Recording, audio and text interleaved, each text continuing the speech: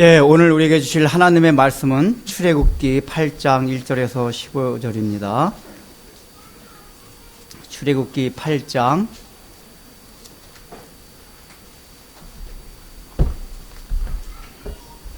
1절에서 15절입니다.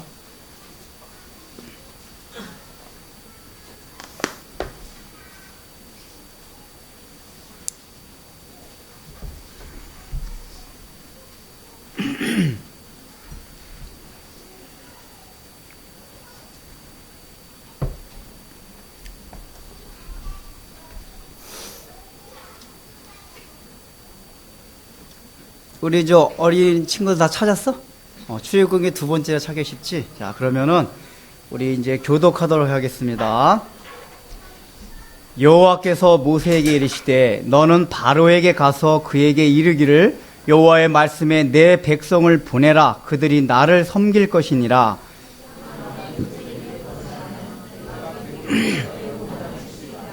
개구리가 나일강에서 무수히 생기고 올라와서 내 궁과 내 침실과 내 침상이와 내 신하의 집과 내 백성과 내 화덕과 내 떡반죽 그릇에 들어갈 것이며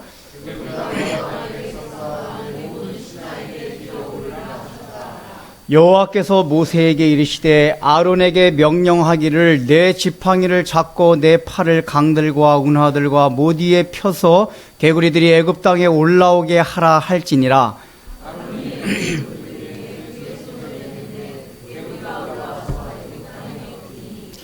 요술사들도 자기 요술대로 그와 같이 행하여 개구리가 애굽 땅에 올라오게 하였더라.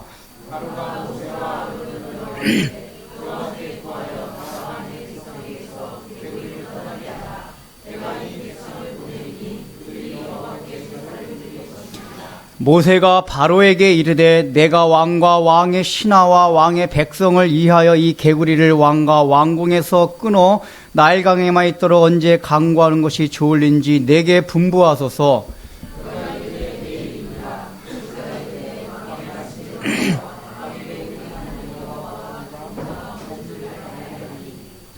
개구리가 왕과 왕궁과 왕의 신하와 왕의 백성을 떠나서 나일강에만 있으리다 하고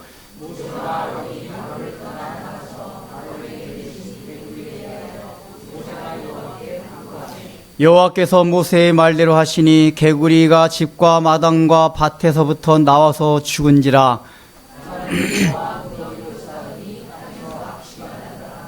그러나 바로가 숨을 쉴 수 있게 됨을 보았을 때에 그의 마음을 완강하게 하여 그들의 말을 듣지 아니하였으니 여호와께서 말씀하신 것과 같더라. 아멘.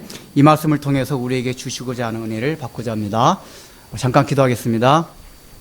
사랑하는 주님, 또 종의 입술을 통해서 주의 말씀이 선포될 때에 인간의 생각과 어떤 인간의 사상, 인간의 마음들이 나오지 않게 하여 주시고 온전히 하나님의 뜻만이 선포될 수 있도록 저의 입술과 마음들을 온전히 주장하여 주옵소서.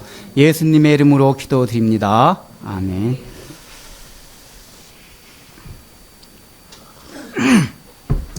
여러분들 설 명절 잘 새셨습니까? 항상 우리 명절 때 되면 이렇게 풍족하죠, 왠지. 냉장고에도 먹을 게 가득하고, 일단 먹을 게 가득하고, 또 설날은 우리 학생들은 세뱃돈 받아가지고, 하여간 굉장히 뭔가 풍족하고 풍요롭습니다. 그래서 기분이 좋아요. 우리 학생들 기분 좋지? 세뱃돈들 많이 받았어요? 세뱃돈. 우리 혜연이도 세뱃돈 많이 받아가지고 11조 때 가르쳐서 11조. 10,000원이 10장 있으면 10장 중에 하나는 하나님 앞에 드리는 거다 해가지고 가르쳐줘가지고 그게 11조다 해가지고 이제 많이 받아가지고. 이게 하여간 사람이 이게 풍요롭고 풍족하면 굉장히 기분이 좋아요. 이게 인간의 본성이에요. 어른이나 아이나 할 거 없이 눈에 보이는 모든 것들이 풍요로운 걸 우리는 좋아하는 게 우리가 가진 본성입니다. 그것이 지금 우리뿐만 아니라 고대나 현재나 동서고금을 막론하고 모든 인류가 가지는 공통성이에요. 그래서 오늘 성경 읽은 본문의 배경이 되는 그 애굽 제국이 있던 그런 시대에도 모든 사람들의 풍요로움 그런 걸 다 좋아하고 그것을 추구했어요. 그게 어떻게 보면 우리가 일반적으로 생각할 땐 나쁘다고 할 수 없지만은 이제 지금 오늘 본문을 계속 살펴보겠지만은 그런 풍요로움을 추구하는 것이 신앙생활에 있어서는 굉장히 안 좋을 때가 많아요. 여러분들이 오늘 이제 말씀을 다 들어본 그걸 느낄 거예요. 그래서 오늘 이제 성경 본문의 내용이 뭐냐면은 하나님이 애굽 사람들에게 내린 10가지 재앙 가운데서 세 번째 재앙을 말하는데 그 세 번째 재앙이 유독 어떤 재앙이냐면은 애굽 사람들이 풍요로움을 추구하던 그런 것들을 심판하는 게 세 번째 재앙의 내용이에요. 우리는 이제 보통 그냥 식기 같은 영화 봐가지고 하나님이 그냥 애굽 사람들 10가지 재앙, 자연재해를 줘가지고 심판하셨나 보다라고만 생각하지만은 실제적으로 하나님이 애굽에다가 내린 10가지 재앙은 어떤 뜻이냐면은 그 10가지 재앙의 내용들이 전부 다 애굽 사람들이 우상으로 섬기던 신들이에요. 나일강의 신, 그 다음에 오늘 말하는 개구리 신, 그 다음에 땅의 신, 그렇게 해가지고 계속 해가지고 애굽 사람들이 자기네 풍요와 이 땅에서 잘 살아가기 위해서 만들었던 우상들, 그 우상을 하나님이 하나하나씩 심판했던 게 바로 애굽에 내린 10가지 재앙입니다. 근데 그 중에 이제 제가 오늘 세 번째가 아니라 둘째 재앙인 개구리 재앙을 살펴보았는데, 사실 첫 번째 재앙서부터 세 번째 재앙, 그러니까 첫 번째 재앙은 나일강이 피가 되는 거예요. 그래서 두 번째 재앙이 개구리가 너무 많아져가지고 사람들이 막 살지 못할 정도로 그렇게 귀찮아지고 하는 게 개구리 재앙. 세 번째가 땅에 티끌을 딱 아론이 쳤더니 그 티끌이 그냥 사람을 막 괴롭히고 피 빨아먹는 이가 되는 그러한 이제 재앙이었어요. 근데 요 첫 번째부터 세 번째 재앙까지 내용이 다 뭐냐면은 풍요와 관계되는 우상들이에요. 풍요와 관계되는 우상. 그게 가장 첫 번째가 나일강이라는 거는 제가 언제 설교 때 한지 모르겠지만은 나일강 자체가 그 삼각주라서 그게 비옥한 땅이에요. 그 애굽 사람들은 나일강을 통해서 풍요로움을 항상 얻어왔어요. 다른 가나안 땅에 가뭄이 들 때도 애굽에는 풍년이 들 정도로 그렇게 나일강 주변은 비옥한 땅이었어요. 그래서 애굽 사람들이 그 풍요로움 때문에, 나일강이 주는 풍요로움 때문에 나일강에 하피라는 신을 우상을 만들어 놓고 그걸 섬겼어요. 근데 그걸 심판한 게 나일강의 피가 되는 거예요. 그 풍요. 그다음 이제 세 번째도 그 땅의 티끌이라는 게 뭐냐면 이제 뭐 시간 관계상 읽지 않는데 우리말 성경에 그냥 땅에 티끌 이렇게 표현되어 있는데 원래 원어상의 뜻은 뭐냐면 정관사, 덕아. 그 땅의 티끌을 이렇게 성경에 표현해요. 그러니까 그 땅이라는 게 뭐냐면 나일강서부터 쭉 얘기했던 나일강 주변의 비옥한 땅을 말하는 거예요. 그냥 그 땅을 쳐가지고 이루 다 만들어버렸어요. 그게 다 나일강과 관계되는, 그래서 풍요와 관계되는 우상들이에요. 오늘 두 번째 이 개구리도 마찬가지. 개구리가 전부 나일강 주변의 하천과 호수에서 하나님 올라오도록 다 했어요. 거기 서식하고 있는 개구리들을. 실제적으로 나일강이 주는 풍요로움의 상징뿐만 아니라 개구리 자체가 애굽 사람들이 헤케트라는 여신을, 개구리 모양을 만든 게 얼굴 모습은 개구리 모습이고 사람 몸은 여자 몸을 만들어가지고 헤케트라는 그 개구리 여신을 만들어 놓고 섬겼어요. 왜 그랬냐면 이제 개구리라는 게 여러분 알을 많이 낳잖아요. 알을 많이 낳아가지고 고대 애굽인들의 사고방식에는 개구리가 이렇게 다산, 또 옛날 사람들은 다산하면 번영, 이렇게 풍요, 다 이런 거와 함께 연계돼서 생각을 했어요. 그래서 개구리가 뭘 나타냈냐면은 풍요와 다산과 번영을 상징하는 그러한 곤충이었어요. 우리나라도 옛날에 보면 왜 뭐 두꺼비가 뭐 복을 갖다 준다고 막 이런 말 여러분 들어왔잖아요. 두꺼봐 헌집 주께 새집 따오. 그러니까 왠지 그러니까 뭐 떡두꺼비, 그래서 뭐 저 옛날에 그 소주에도 금복주 두꺼비. 그러니까 뭔가 우리나라 사람들 게 두꺼비가 이렇게 복을 가져다 주는 이런 상징적인 그 동물을 생각했던 것 같아요. 그러니까 애굽도 개구리가 그랬어요. 개구리가 풍요를 갖다 주는. 그래서 우리도 요새 우리 어릴 때 보면 할머니들이 이렇게 설설이라 그러나? 그거 들어오면 죽이려고 그러면 죽이지 말라 그래요. 그거 돈 갖다 주는 돈벌레입니까? 설설입니까? 그게? 들어오면 못 죽이게 해요. 그게 집안에 들어오면 집안에 돈 생긴다. 그래가지고, 우리 집이 복 받는다. 그러니까 애굽 사람들이 똑같이 생각한 거예요. 집안에 개구리들이 막 많이 들어오고 그러면 왔다 갔다 그러면, 야, 이제 로또 하나 당첨될래나 보다. 그래, 그날 로또 사고, 이런 식으로 이제 개구리가 자기 주변에 막 집 마당에 이렇게 하게 많이 뛰어다니고 그러면은, 뭔가 이게 이제 길적으로 생각을 한 거예요. 특별히 그런 풍요로만 관계되는. 그래서 하나님이 그걸 심판하시는데, 이제 어떻게 심판하시는가 그 내용을 잘 보십시오. 내용을 잘 보면은, 하나님이 지금 이 이게 개구리를 심판할 때 만약에 애굽 사람들이 개구리를 그렇게 풍요로 상징하는 이게 신의 생각에 섬겼다면은 개구리를 다 그냥 바로 죽였어야 돼요. 너희가 섬기는 개구리가 아무것도 아니다. 그렇게 해서 그냥 싹 멸절을 시켜버렸어야 되는데 하나님 지금 어떤 식으로 애굽 사람들 괴롭히죠? 개구리 숫자가 수도 없이 많아지게 해요. 여러분 잘 생각해 봐요. 막 개구리가 굉장히 이제 하천에서 점점 많아졌어요. 그래서 많아지다 보니까 얘네들이 하천에서 이제 기걸 못하고 그게 이제 막 사람들이 주거하는 지역까지 막 들어오게 된 거예요. 그러면 동네 사람들이 처음에 어떻게 생각했을까요? 야, 개구리들이 우리 마을에 들어온다. 이제 우리 마을의 길조다. 우리가 뭔가 우리 마을에 풍요로움이 있을 것이다. 해가지고 막 즐거움으로 처음에 생각했을 거란 말이에요. 그래가지고 처음에 막 개구리가 많아지는 거에서 막 기뻐했을 거예요. 야, 기쁘다. 뭔가 좋은 징조가 나타났다. 이렇게 막 기뻐하다가 개구리가 이게 조금 많아지는 게 아니라 그냥 점점점 많아져가지고 어느 정도냐면 막 밥 먹는데 밥그릇까지 뛰어나는 거예요, 이게. 그러니까 마당에만 뛰어다니면 저런데 방으로 오고 막 잠자는데 침대 위로 올라오고 밥 먹으려면 밥그릇 위로 올라오고 이 정도 되면 어떻게 했어요? 그 길조의 상징이던 개구리가 애굽 사람들 어떻게 되죠? 이게 점점점 귀찮은 존재가 돼요. 귀찮은 존재가 돼도 못해 나중에 어떻게 되죠? 일상적인 삶 자체를 괴롭히는 존재로 개구리가 변하는 거예요.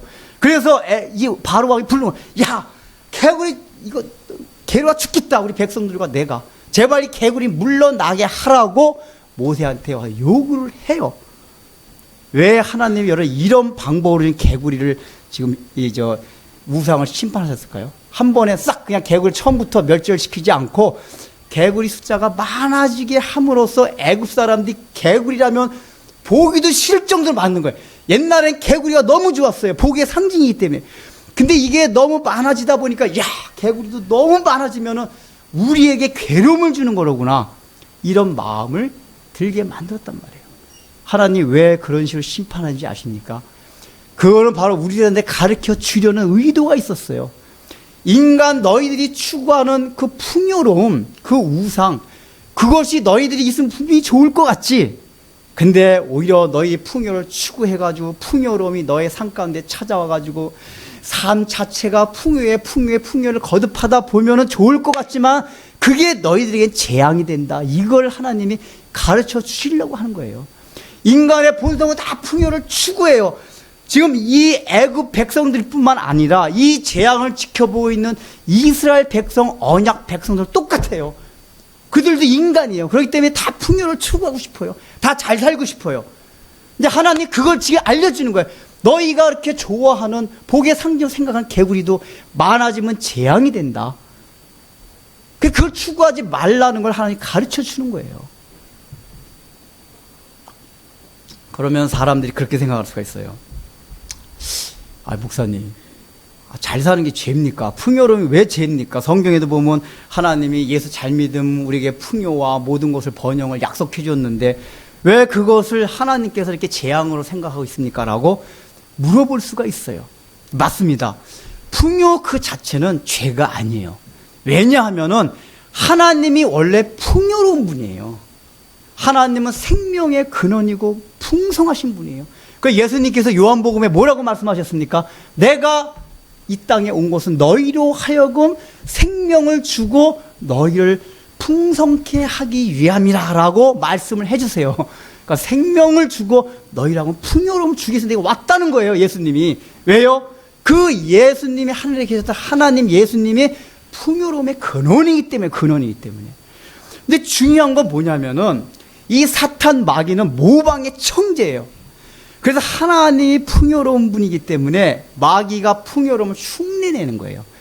그래서 이 땅에 눈에 보이는 풍요로움을 통해 가지고 하나님과 이렇게 해가지고 원래 풍요의 근원이 되신 하나님을 자꾸만 잊어버리게 만들어요. 그러니까 이 마귀가 이게 세상에 보이는 풍요로움을 자꾸 취하고 갖고 누리다 보면은 원래 원형인 그 원래 풍요가 하나님이 가졌던 거였는데 그 하나님을 잊어버리고 그 풍요 자체의 마음을 빼앗길 수 있단 말이에요. 실제적으로 그래요. 우리는 우리나라 같은 경우도 한국이 분명히 이렇게 경제적으로 축복을 받은 거는 제가 볼 때 우리가 복음을 잘 받아들이고 우리 한국만큼 세계에서 열심히 있는 선교사를 많이 보내고 그렇게 국가가 없어요.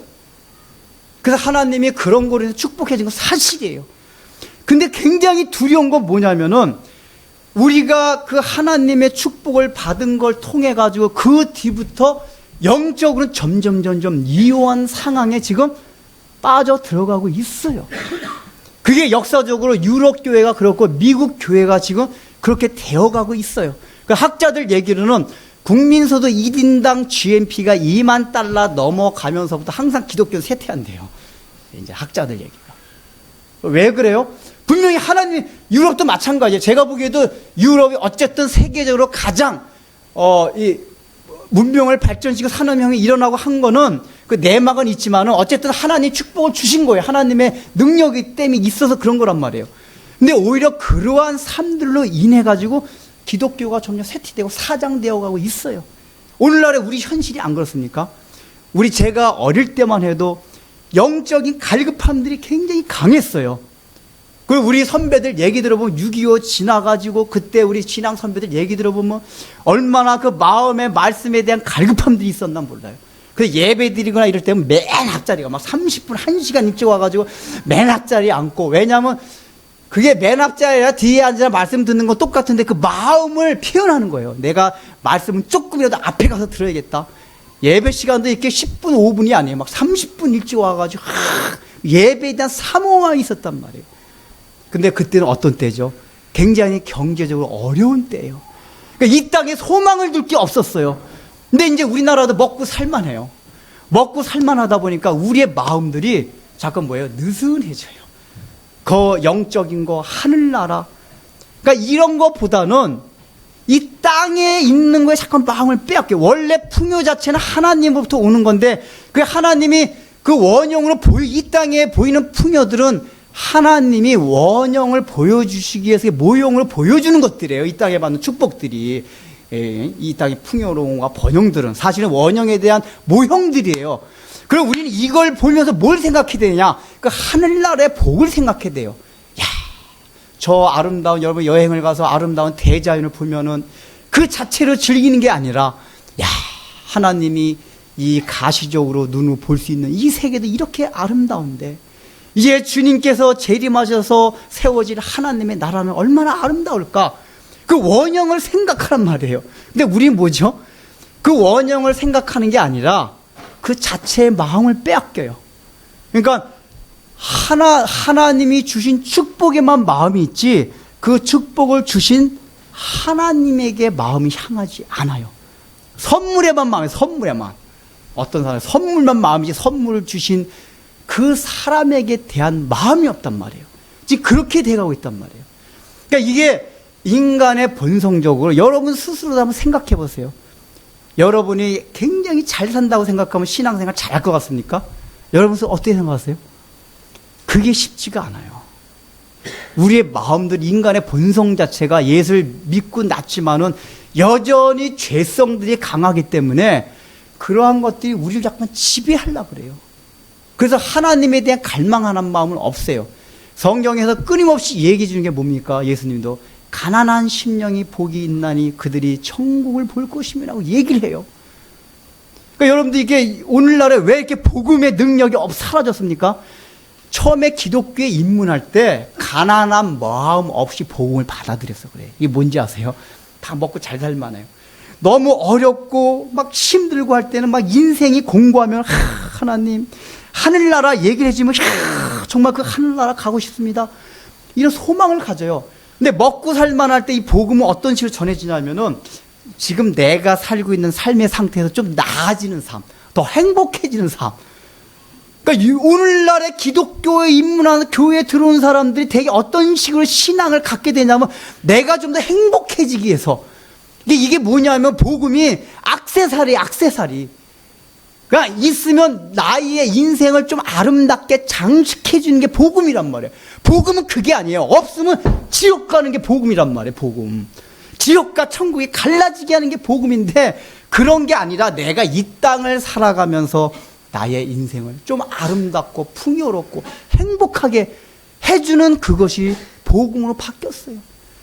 그러니까 교회는 많고 교인 수는 많지만 복음의 능력이 사라져버렸어요. 초대교회 같이 청교도들 시대 같이 십자가 복음의 능력 하나만으로 살아갔던 그 시대의 그런 능력들이 다 사라졌어요. 그 능력이 없으니까 자꾸만 뭘 추구해요? 계속해서 이 땅이 구하는 그 풍요, 번영, 이걸 하나님의 이름을 통해서 자꾸만 추구한단 말이에요. 세상이 추구하듯이. 그걸 해요. 그래서 우리는 뭐냐면 풍요 자체가 잘못된 건 아닙니다. 그건 하나님의 원형이고 하나님의 그런 분이에요. 그래서 하나님이 여러분들에게 풍요로움을 허락하실 때가 있어요. 이상하게 사업을 하는데 사업이 잘 돼요. 직장에도 막 승승장구하고 공부도 다른 사람보다 열심히 하는 것 같지 않은데 하나님 막 지혜를 주셔가지고 공부도 뛰어나게 잘 되고 이 자체가 잘못된 게 아니에요. 근데 중요한 건 뭐냐? 그런 때 굉장히 조심해야 돼요. 우리는 세상 사람들 같이 막 그런 걸 추구하는 게 아니에요. 추구하지 않는데도 불구하고 하나님이 그런 걸 허락하실 때가 있어요. 그 특별히 주의할 건 뭐냐면은 내가 신앙생활 잘 안 하고 그냥 막 살아가는데도 풍요가 막 나에게 올 때가 있어요. 지금 보세요. 지금 하나님이 심판의 방법을 어떤 걸 주십니까? 개구리가 많아지게 하는 게 하나님의 심판이었어요. 이게 뭐냐면은 하나님의 심판은 꼭 우리가 보이는 그 재앙, 눈에 보이는 재앙적이면 당장 다가오는 게 아니라 당장 눈으로 볼 때는 축복같이 보이는 건데 그게 하나님의 재앙의 심판일 때가 있다는 얘기예요. 그래서 여러분들 안 믿는 저놈의 새끼 하나님 심판해가지고 그냥 꼬수라 죽였으면 좋겠는데 여러분 그렇게 생각하는 사람 있죠? 하나님 그렇게 합니까? 안 해요. 김일성 봐요. 옛날 죽을 때도 살이 푸둥푸둥 해가지고 아주 늙어서 그냥 오래 장수하고 당연히 뭐 좋은 거 다 먹을 텐데 그 죽을 리가 없죠. 그러니까 우리가 생각할 때 그런 놈의 새끼들은 그냥 하나님 꼬슬려가 죽였으겠는데 예수 안 믿는 사람들 악인들이 그렇게 죽는 법 별로 없어요. 우리는 가끔가다 히틀러 같이 자살했다. 결국은 바로 악인은 그렇게 죽는다. 그렇게 얘기하는데 그거는 성급한 일반화의 오류. 그러니까 진리라는 거는 100% 모든 예증이 100% 다 맞이 진리예요. 그러니까 악한 사람은 100% 잘못돼야지 이 하나님이 악한 사람은 다 재앙을 내고 심판을 내린다. 이게 진리인데 히틀러 같이 이렇게 나쁜 짓 하다가 자살하고 그런 경우는 가끔가다 그래요. 대부분 악하고 악착같이 사는 사람이 잘 살아요. 그냥 얼굴 푸둥푸둥 해가지고 대부분 그래요. 여러분 주위에서 잘 보세요. 근데 로마서에서 뭐라고 나왔습니까? 로마서 1장에 보면 하나님의 심판의 방법이 자기네 정욕대로 잘 살게 내버려 두는 그것이 심판이라고 하나님이 표현해요. 그러니까 잘 먹고 잘 살기 위해서 막 하는데 하나님 내버려 둔다는 거예요. 근데 그게 심판이래요. 이미 세상은 심판을 받았다고 선언해요. 하나님이 심판을 받았다고. 왜 그럽니까? 그렇게 잘 먹고 잘 사는데 그냥 내버려두면 사람이 회개할 기회를 잃어버려요. 이게 뭔가 안 돼야지, 이게 뭐 내가 잘못됐나 하는데, 이게 내가 잘못하는데도 막 잘 되면 사람의 마음이 더 기세가 등등해요. 이게 이제 창세기에 보면은, 라멕, 가인의 자손과 셈의 자손들, 이제 그게 나오는데, 라멕이라는 사람이 그래요. 이 셈의 자손한테, 야, 너희들 맨날 제사나 드리고, 참 시골에서 보잘것없이 근데 라멕은 뭐 성을 쌓고 라멕의 후손들은 그 당시에 모든 문명을 이루고 나중에 창세기 강의 때 제가 이제 자세히 말씀드리겠지만은 그렇게 해서 막 그냥 그 셈의 자손들 하나님의 후손들 막 비판해. 너희들 하나님 섬긴다기 그 꼬라지 뿌리 못 사냐. 근데 이렇게 막 하나님 욕하면서 그렇게 막 그냥 거기다가 최초로 척까지 없고 일부 일치인데 라멕이 처음으로 부인도 막 3명씩 없고 이러는데도 점점점 흥왕하였더라. 라멕이 점점 잘 살아요. 라멕이 나중에 뭐라고 하냐면은 가인을 죽인 자는 7배를 벌을 받거니와 나를 죽인 자는 70배 벌을 받는다. 이게 무슨 얘기냐면은 하나님이 나를 보여준다 그 얘기예요. 가인이 7배 저기 하지만은 나는 70배 나를 해하는 자는 하나님이 70배나 벌 갈 것이다. 이게 나 건들지 마라. 그게 하나님이 나를 보여주시니까. 왜 그런 마음이 들었냐면 라멕이 자기가 그렇게 악하게 사는데도 모든 게 잘 돼요. 그냥 막 이건 라멕이 그런 마음이에요. 회개하지 않아요. 만약에 라멕이 그렇게 사는데 하나님 확 거꾸로 틀었으면은 이거 뭔가 이상하다. 회개할 생각을 했을지 몰라요. 근데 하늘이 잘 되고 하니까 무슨 회개예요. 그렇기 때문에 하나님 말씀대로 살지 않음에도 불구하고 내가 일이 잘 되고 막 번창하고 승승장구하면은 그거 굉장히 무서운 겁니다. 재앙이에요. 재앙이에요. 그걸 알아야 돼요. 이게 내가.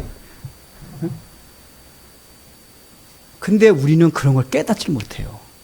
안 믿는 사람들 하나 그렇게 심판을 하셨어요. 그래서 잘 먹고 잘 살아라. 어차피 너는 나중에 뜨뜻한 데서 가서 살 사람들인데 그냥 이 땅에 살아 100년 동안 그냥 잘 살아라. 그러는데 언약 백성들 하나님 그대로 두실 수가 없단 말이에요. 당신이 자녀이기 때문에. 그래서 자꾸만 징계를 하세요. 자꾸만 그걸 추구하려고 그러면 막아요. 왜냐? 그대로만 막 잘 살게 계속 해주면은 내가 그래도 하나님 나 예뻐해 주는가 보네. 이렇게 생각한단 말이에요. 그래서 여러분들이 혹시라도 이제 교회 다니면서도 내가 뭐 신앙생활 분명히 내가 신앙생활 잘못하고 있는데 잘 된다. 여러분 두려운 마음을 가져야 됩니다. 하나님이 지금 여러분을 이게 간섭하는 데서 손 띨라고 하는 징조예요. 그 후딱딱 그때 말 확 바꿔야 돼요. 두려운 마음을 가지고 하나님 저에게 간섭해 주셔서 이런 마음을 가져야 돼요. 지금 여 애굽을 심판하는 과정이 그런 걸 보여주고 있는 거예요. 더 많게 해줘요. 애굽 사람들 그냥 더 가져라. 이게 바로 너희 당할 심판. 결국은 어떻게 됐어요?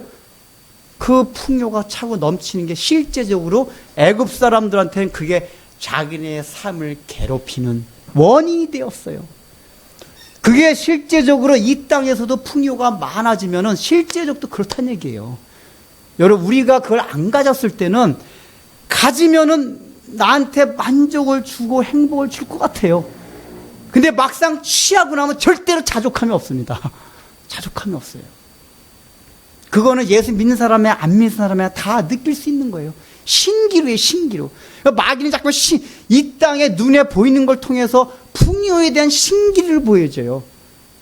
신기루라는 건 진짜 오아시스가 있어야 돼요. 근데 오아시스가 아니라 눈에서 보일 때는 그것만 쫓아가서 거기만 가면은 마음껏 물을 마실 수 있을 것 같고 우리의 갈증을 다 해결할 수 있을 것 같아요.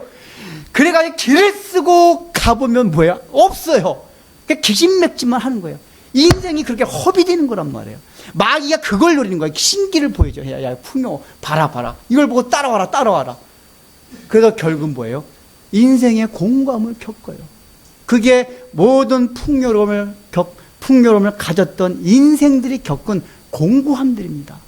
아무리 많이 가지고 있어도 마음 좋은 걸 취하고 여행도 여러분 한두 번 다녀야지 여행이지 매일 여행 다니는 사람은 여행이 일상화가 되면 여행이 아무런 즐거움이 없대요. 맨날 이렇게 직장 생활 하다가 어쩌다 여행도 가지. 그게 기분 좋고 하지. 매일 여행 가봐요. 똑같아요. 일상생활 하는 거나. 그게 우리 인생이에요, 인생. 그걸 알고 그런 걸 추구하지 말란 말이에요. 그럼 뭐 해야 되냐? 풍요를 추구하지 말라고 합니까? 아닙니다. 우리는 실제적으로 풍요를 추구해야 돼요. 왜요? 그 하나님이 풍요로움의 근원이기 때문에.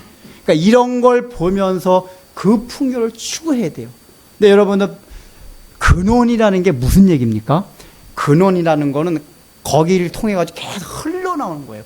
하나님이 풍요의 근원이다 하는 얘기 무슨 얘기냐면은 그 하나님 풍요를 당신 혼자만 가지지 아니하시고 우리들에게 다 이렇게 흘려준다 그 얘기예요. 근데 예수 믿는 사람들이 가져야 할 풍요가 우리는 풍요의 근원이 돼야 돼요. 하나님이 여러분들에게 눈에 보이는 풍요를 허락해 줄 때가 있어요. 많은 재물을 주실 때도 있고 많은 건강 또 지혜를 줘서 공부를 잘하게 할 수도 있고 여러 가지 어쨌든 이 세상이 말하는 그 풍요를 줄 때가 있어요. 그걸 어떻게 쓰라는 얘기입니까? 풍요의 근원이 되어서 계속 흘려보내야 돼요. 그걸 자기 혼자 잘 먹고 잘 쓰라는 얘기가 아니에요. 왜?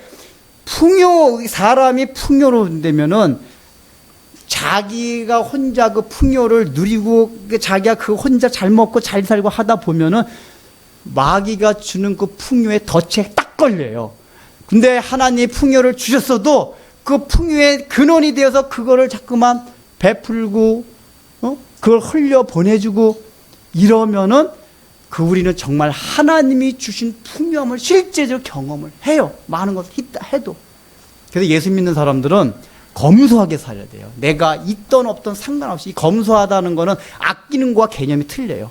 삶 자체가 내가 백만장자든 또 아무리 많은 좋은 지식을 예를 들면 지식이 검소하다는 얘기 뭐냐면 내가 많은 지식을 가졌지만은 그 지식이 나로 하여금 나는 학벌 좋다, 나는 그래도 이렇게 지혜가 있다 이렇게 생각하는 게 아니라 내가 많은 지식을 가지는 걸 통해 가지고 못 배운 사람, 나보다 공부 못하는 사람 이런 사람을 가르쳐 주고 돌보아주고 싶고 이런 마음을 갖는 게 검소한 태도란 말이에요. 그러니까 물질이 많으면 내가 나 돈 많이 버니까 최고급만 사겠다 이런 건 사치한 거예요. 검소하다는 건 내가 돈은 많이 있지만은 그럼에도 불구하고 검소하게 살고 이거는 다른 사람을 흘려보는 데 써야겠다. 이게 검소한 거예요. 반대로 돈을 너무 아끼는 사람들 검소한 게 아니에요. 이게 역으로. 여러분 돈을 왜 아낍니까? 대부분. 돈을 아끼는 사람은 돈을 모으려고 아껴요. 검소한 거 모으려고 아끼는 게 아니에요. 그냥 삶의 태도예요, 검소는. 근데 돈을 아끼는 거는 돈을 모아. 결국은 풍요를 추구하는 거예요, 아끼는 것도. 방법만 틀린 거예요. 그냥 돈이 많아가지고, 막 이렇게 쓰는 거나, 아끼는 거나, 양상만 틀린 거지, 다 뭐예요? 풍요를 추구하고 있단 말이에요. 그러니까 예수 믿는 사람은 삶의 태도를 검소해야 되는데, 돈을 그냥 노린네. 인색하게 돈 아끼고, 그러면 안 돼요. 있으면은, 풍요롭게 써야 돼요. 나는 검소해야 되지만. 네가 자기 자신에 대해서는 검소하지만은, 다른 사람에 대해서는 넉넉하게 풍요롭게 써야 돼요. 그러면 풍요로움의 덫에 걸리질 않아요.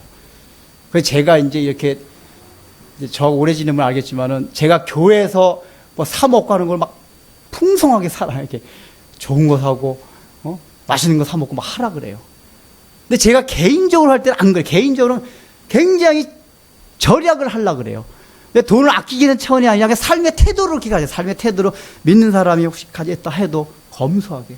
우리 청년들 얘기가 나왔으니까 스마트폰 최신만 나오면 막 고급 찾는 사람들이 이 청년들 이거 한마디 해야 돼. 예수 믿는 청년 그러면 안 돼요. 그냥 내가 지금 필요한 그 기능이 있어서 사면 되는 건데 그냥 스마트폰 최신 것만 나오면 이게 다 사치한 거예요. 검소한 태도가 아니에요. 그런 짓들 하지 마세요, 우리 청년들. 제발. 그리고 나는 검소하게 조그만 거 사고 스마트폰 돈 없어서 못 사는 청년은 그거 사주세요, 차라리. 자기랑 똑같은 거. 그래야 된단 말이에요. 그러니까 믿는 사람은 막 최고급 주하고 막 이러면 안 돼요. 우리 옛날에 어렸을 때 제가 들었는데 어느 목사님 그랬대요. 이렇게 신방 가가지고 장롱이 막 그 당시에 외제면 굉장히 좋은 거래요. 예수 믿는 집에 이게 뭐냐? 이거 마귀 딴지 막 그렇게 했대요. 외제 장롱이 있으면은. 근데 사실 내 돈 가지고 내가 사는데 목사님 왜 참냐? 여러분 그럴 거예요. 옛날 성도들이 그만큼 순수한 거예요. 그걸 받아들이고 없애버렸대요. 목사님 얘기 듣고 그런 거를.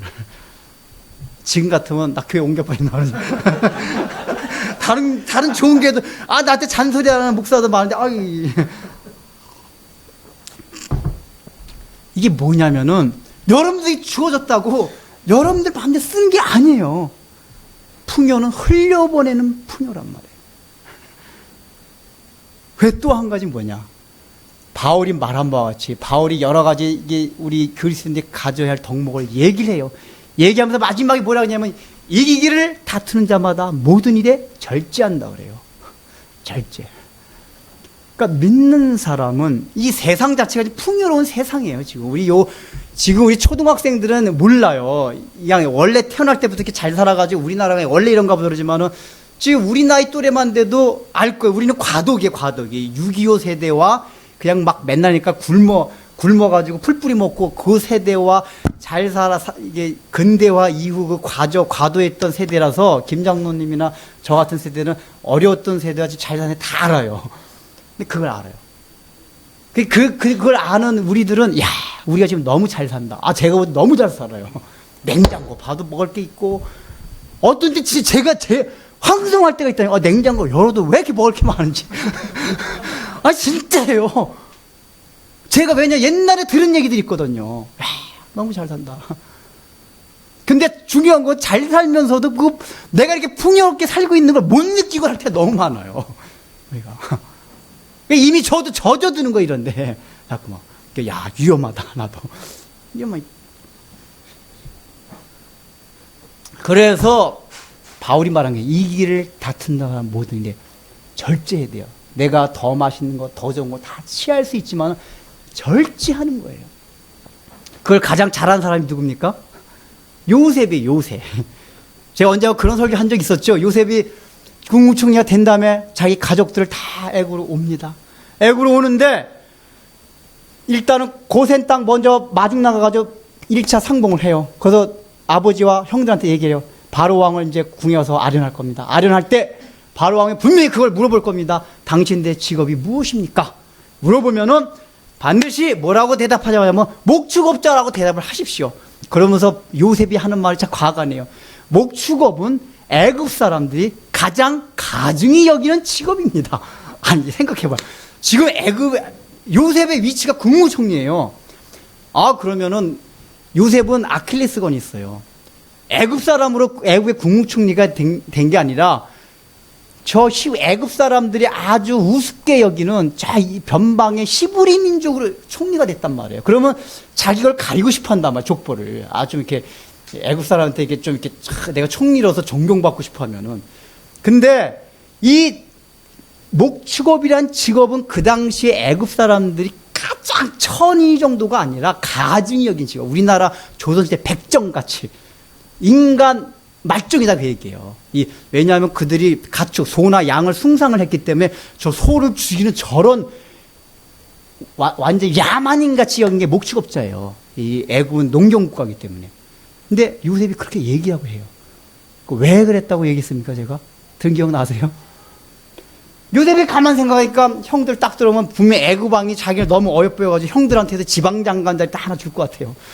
그럼 형들 마음이 어떻겠습니까? 야, 고진감래라고 하더니, 야, 그렇게 고생을 겪었더니 하나님께서 이제 우리 동생 요셉을 통해서 우리에게 이 대제국의 지방장관 하나씩 줘가지고, 그거 누린다고 하고 죄는 아니에요. 왜냐? 그 기회를 하나님이 주신 거예요, 지금, 사실은. 애굽 총리가 되게 한 것도 하나님이에요. 그리고 온 다음에 그 애굽의 바로가 그 요셉을 어여빼가지고 그 형제들한테 지방장관 하나 줘도 나쁜 게 아니에요. 죄 아니에요. 누릴 수 있는 권리가 있어요. 근데 요셉이 스스로 그걸 거부해요. 왜냐하면은 그것으로 인해서 이 형들이 이스라엘 민족의 하나님 백성으로서 가진 정체성을 잃을까봐 애굽의 중앙에 살다 보면 그 호화로운 그 문화 속에 살다가 목축업자 저 광야에서 심심하게 단조롭게 살던 그 삶을 잊어버리고 애굽의 호화로운 문화 가운데 동화돼가지고 분명히 하나님께서는 요셉이 나이 50장 보면 나의 유고를 가지고 떠나라고 얘기해요. 그 얘기는 뭐냐? 요셉이 늘 애굽의 총리로 살았지만 자기는 가나안 땅에 가야 된다. 이 의식을 늘 가지고 산 거예요. 근데 형들 보니까 이거 여기서 살다가 하나님 분명히 나중에 애굽을 떠나 가나안으로 가라 할 텐데 그때 머뭇거릴 것 같아요. 이게 노예로 살았으니까 이스라엘 백성들이 모세가 얘기할 때 떠났지 안 그러면 미쳤냐? 우리가 지금 여기서 잘 살고 있는데 왜 가나안으로 가? 이 잘 사는 땅을 떠나? 분명히 이러고 민구적거리고 안 가려고 그러고 막 그랬을 거예요. 근데 변방 땅에서 목축업자로 똑같이 사는 거니까 지금 요셉의 가족은 또 요셉도 그렇고 애굽의 국무총리로 살고 있지만 사는 건 옛날이나 지금이나 똑같아요. 그러니까 옛날에 목축업하고 살 때나 지금 애굽에서 총리하고 있을 때나 그 삶은 그냥 똑같이 사는 거예요. 내가 여기 총리로 산다고 해가지고 더 화려하고 사치하고 이렇게 사는 게 아니란 말이에요. 그게 뭐예요? 절제를 한 거예요, 스스로. 하나님이 정당하게 주신 축복마저도 반납할 수 있는 절제, 이게 굉장히 힘들어요, 여러분들. 오늘날에 그게 필요합니다. 우리가 그 절제 미덕을 배우지 않으면은 다 이제 유럽교회 같이 우리 한국교회 유럽교회 같이 될 겁니다. 그렇게 돼요. 장담을 못 해요. 우리 마음들이 그렇잖아요. 그 절제 미덕을 배워야 합니다. 그리고 여러분, 세상에 풍요를 추구하지 마십시오. 지금 우리 마음은 다 그런 거로만 있어요. 이게 제가 이런 설계 1년 내내 어떤 때 그냥 12살 계속 하고 싶어요. 왜냐하면 제가 가만히 이게 느낀 게, 이거 한두 번 했다고 사람들이 의식이 변화되는 게 아니에요. 또 하면 원상복귀해요. 여전히 우리는 세상 풍요 추구해요. 무서워요. 하나님이 이게 10가지 재앙 중에서 왜 이 풍요에 관계되는 3가지 재앙을 맨 앞에 세웠나, 제가 이유를 생각해 봤어요.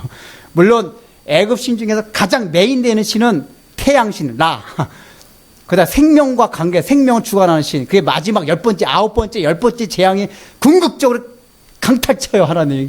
그게 애굽의 주신이었어, 주인. 태양신과 생명과 관계. 근데 그거 이제 첫 번째 풍요로 오면 첫째, 둘째, 셋째, 이 재앙을 다 내렸다는 얘기 뭐냐면, 인간이 풍요와 관계되는 걸 추구하는 거는 웬만큼에서 안 된다는 얘기예요.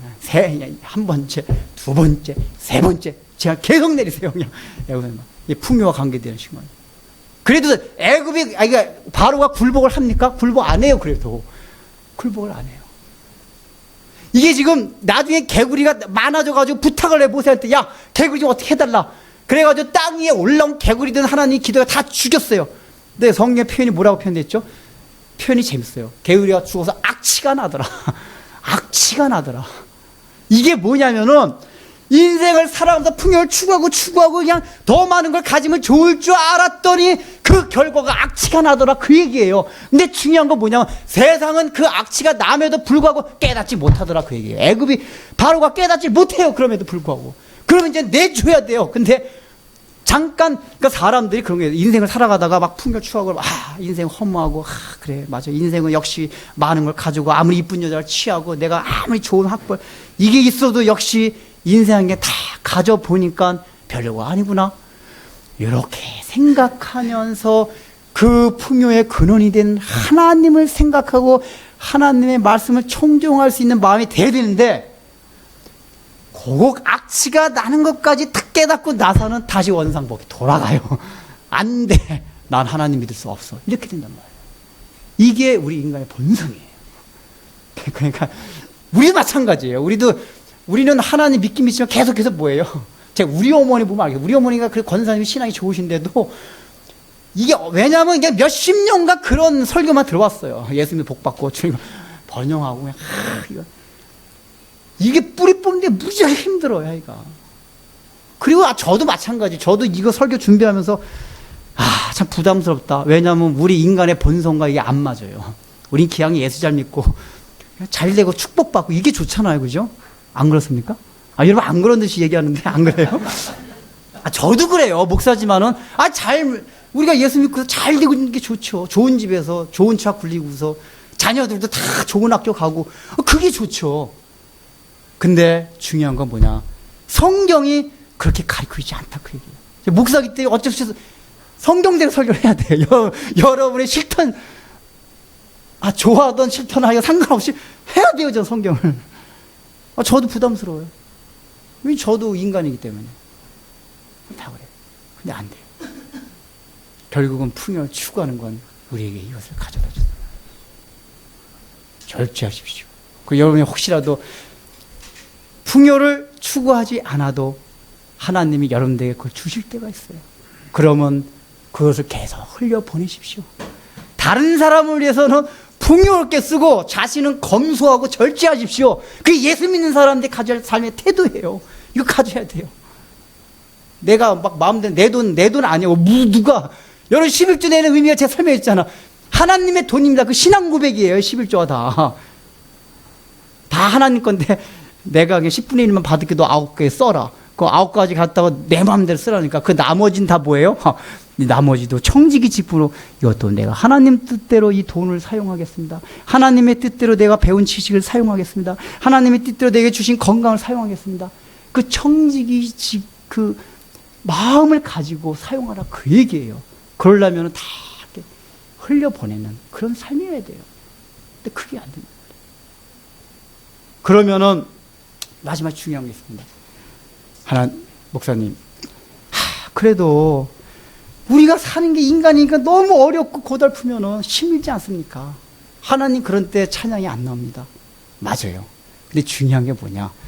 하나님이 풍요로운 분이기 때문에 우리가 하나님의 생명 안에 들어가게 되면은 돈이 있으나 없으나 상관없이 풍요로움을 누리면서 살아갈 수가 있어요. 여러분 그거 누려보셨어요?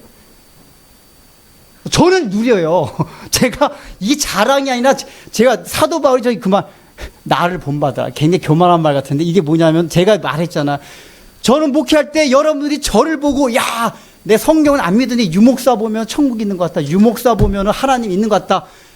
그런 목사가 되고 싶다 그랬잖아요, 제가. 네? 뭐 저 돈 없지만 전 항상 말하는 게 백지수표 가지고 살아 이렇게 백지수표 이렇게 제 가지고 살아가는 것 같이 살아요. 옛날에 제가 엘란트라 지금 이제 승용차 엘란트 다 찌그러진 차인데 어디 사람들이 호텔 가면 그런 거 무시한대. 호텔 보이가 이게 차도 좋은 거 와야지 이렇게 딱 주차해주고 그러지 후진차 갖고 가면 거들떠 보지 않는데요.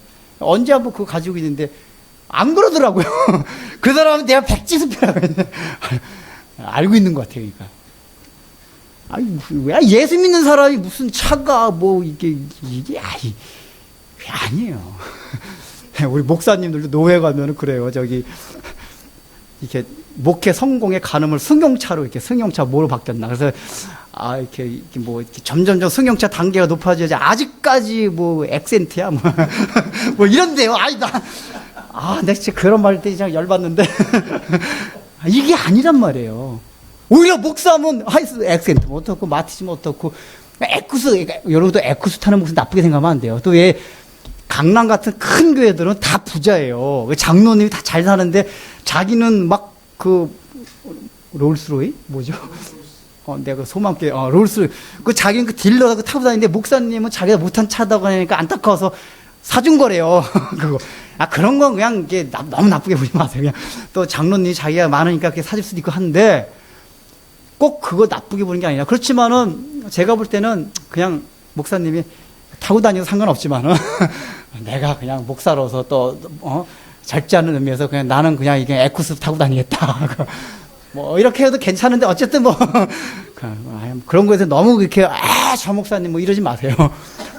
근데 중요한 건 뭐냐? 내가 우리 믿는 생명 그리스도의 생명 안으로 들어간 사람들은 하나님이 풍요로운 분이기 때문에 그걸 누리게 돼 있다니까요. 여러분 지난주 설교가 뭐였습니까? 기억나세요? 지난주 설교가 뭐예요? 네?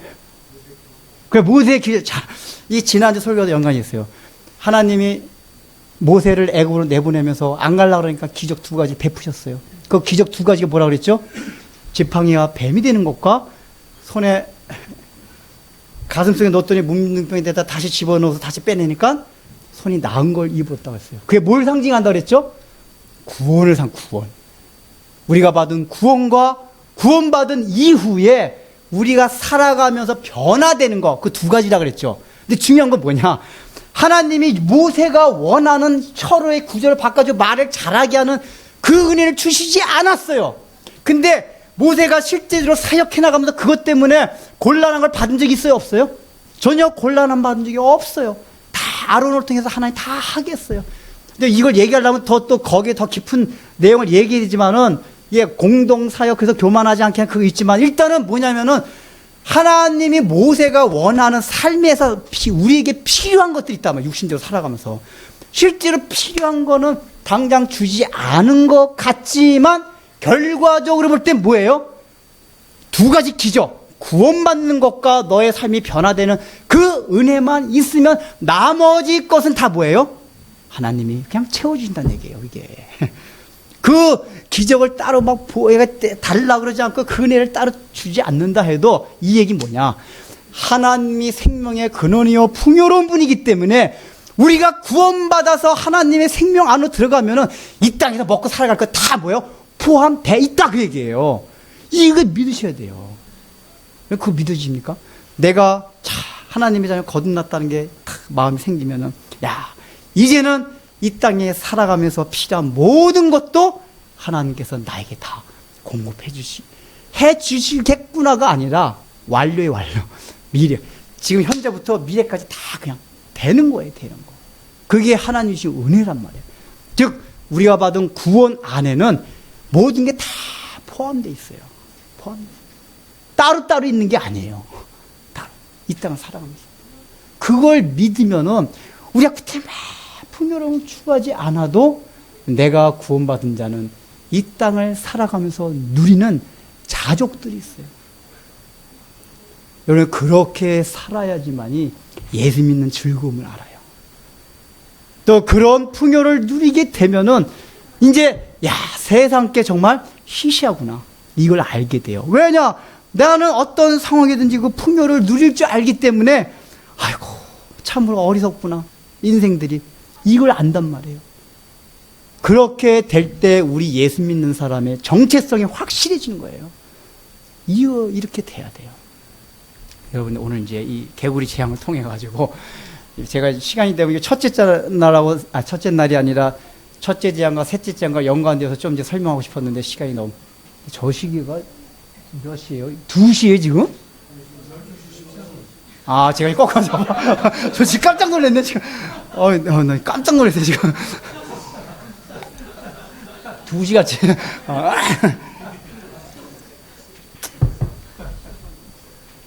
이제 한 가지만. 셋째 날, 수요 강의 셋째 날이 아니라 세 번째 재앙이 땅에 티끌을 이루 만들었다 그랬잖아요. 근데 그 땅이 뭐라 그랬죠? 세 번째요? 그 땅, 나일강 주변의 그 땅이에요. 근데 하나님 표현하실 때 이 성경의 표현을 보면 뭐라고 나오냐면, 땅에 티끌을 지팡이로 쳐라. 그러면 그게 다 이가, 그러니까 애굽 백성을 괴롭히는 그 이는 이제 각다고, 그러니까 막 옷 속을 뚫고 들어온 사람 목이 실제로 애굽에서는. 근데 우리나라 말 이라고 번역됐는데, 그러니까 막 이 각다구라고 해가지고 옷 속 뚫고 들어가는 막 목이 그런 건데, 그러니까 그게 막 하면 엄청 괴로운 거예요, 그거는. 괴로움의 정도가 점점 증가하는 거예요. 나일강 피로 만들었을 때는 지하수 팔아서 먹으면 돼요. 불편하긴 해요. 근데 두 번째 개구리 재앙 때는 엄청나게 이제는 막 구창고 고통이 점점 증가가 돼요. 근데 마지막 세 번째 그 각다구라는 게, 이게 이가 많아지면 실제로 그게 막 들어와서 막 사람 피를 빨아먹는단 말이에요. 막 가렵고 아프고 인생에 고통을 주는 거예요. 이게 무슨 단계냐면은, 너희들이 갖고 하는 것이 처음에는 좀 불편할 정도 이런 거지만 나중에는 그게 각다구가 너 피를 빨아먹을 정도 고통을 준다, 그 얘기예요, 그게. 근데 그 세 번째 재앙에서 땅에 티끌을 지팡이로 쳐라 그래요. 근데 여러분 봐봐요. 티끌을 지팡이로 칠 수 있어요, 없어요? 티끌은 먼지예요. 티끌을 실제로 칠 수가 없어요. 근데 하나님 왜 성경에 그런 식으로 표현을 했냐면, 그 땅이 티끌이다, 그 얘기예요. 애굽 너희들은 그 땅이 너희들에게 풍요를 가져다 주는 땅의 신 셉, 땅의 신 셉이야, 셉. 그 셉의 신으로 알고 그걸 경배하고 엎드리고 막 섬기지만 그거 티끌에 지나지 않는다, 그 얘기예요. 내가 그냥 지팡이 하나만 딱 치면 너희들 괴롭힌 깎다고 이로 변하는 티끌이다. 아무것도 아니다, 그게요. 땅이 아니란 얘기예요. 비옥한 그 땅이 아니라 티끌이다, 티끌. 먼지에 지나지 않는다, 그 얘기예요. 그거 알아라, 그 얘기예요. 근데 우리는 그 비옥한 땅은 그냥 비옥한 땅 셉으로 여기고, 믿는 사람이 안 믿는 사람이 셉. 나에게 비옥함을, 풍요를 갖다 둔 그 땅. 하나님 볼 땐 티끌, 아무것도 아니에요. 그러니까 우리가 신앙생활 잘 되려면 그 땅이 티끌로 보여져야 돼요. 땅이 티끌로 보여질 때, 이게 신앙생활 하는 재미. 정말 그리스도 안에서 누리는 그 생명과 풍요. 이게 여러분 삶을 좌우한단 말이에요. 그러게 되면은 인생 걱정할 거 없어요, 여러분들. 걱정하지 않아도 돼요. 먹고 사는 문제에 걱정할 필요가 없어요. 우리 예수 믿는 사람한테 약속해 준 거예요. 걱정하지 마세요. 그렇게 안 살라가니까 걱정한다. 그래서 여러분들이 이 땅에서 갖는 풍요로움 추구하지 마십시오. 예수 안 믿는 사람 같이. 추구하면 재앙만, 영적으로 재앙 맞습니다. 여러분이 그걸 명심하셔야 돼요. 이 마음을 가지고 우리 아니 신앙생활 할 수 있기 바랍니다. 기도하겠습니다. 하나님 아버지, 우리는 예수 안 믿는 사람들과 같이 동일하게 얼마나 이 땅이 추구하는 그 풍요의 신을 추구하면서 살아갑니까? 사실은 그 풍요의 원형이 하나님이었는데도 불구하고 우리는 사단이 보여주는 그 모형에만 우리의 관심을 가지고 살다가 정작 중요한 그 원형이 되는 그 풍요, 그 생명은 잊어버리고 살 때가 너무나도 많이 있습니다. 이 땅에서 주님께서 주신 풍요를 보면서 영원한 하늘나라의 복, 그 생명 풍요를 생각하게 해주시고, 주님께서 이 땅을 살아갔을 때 우리에게 풍요를 주신다 해도 하나님의 풍성함이 늘 흘러나와서 우리를 적셔주시지, 그 풍요를 통하여 우리가 주위의 사람들, 세상을 적실 수 있는 흘려보내는 그런 풍요를 누리게 하여 주옵시고, 또 우리가 이 풍요로운 세상 가운데서 날마다 절제하며 검소한 태도로 이 세상을 살아감으로써 세상이 누리는 풍요한 가운데서 영적인 재앙을 만나지 않도록 우리에게 은혜를 베풀어 주옵소서. 예수님의 이름으로 기도드립니다. 아멘.